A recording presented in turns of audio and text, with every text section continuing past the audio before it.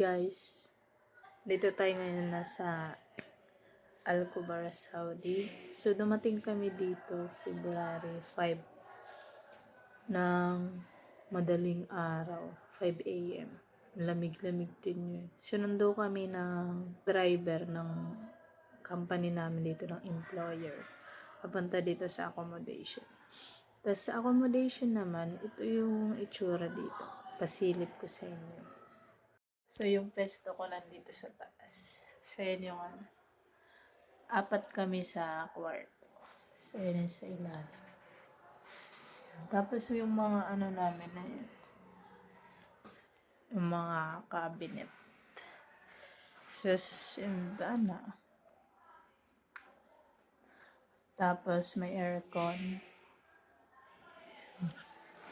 Friday ngayon. Day off ng mga employee. So, kaya medyo nandito sila lahat.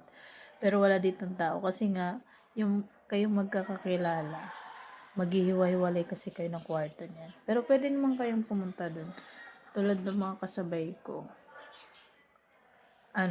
Nangangapit bahay kami ng kwarto. Yung sortihan lang kung mabait yung mga nakakasama nila sa kwarto kasi papayagan kayo mag-ipon-ipon.